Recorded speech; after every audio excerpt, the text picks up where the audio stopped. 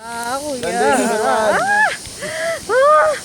Ma'am, bago mag-landing, ma'am, importante po, huwag itong isisindirin mo kayo dyan, ma'am. Naka 1 feet distance lang po. 1 feet distance kasi mauuntog akong Bend na ganon. lang po yung paa. Nakabend. Pagka feet up, pagka pa-landing. Pero now, nakabend lang. Opo.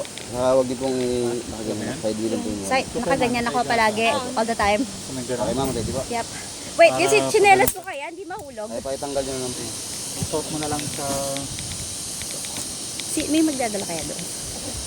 layo nun, ha? Ay, sige. Baka mahulog. 800 meters. Kuya, huwag ka naman ako.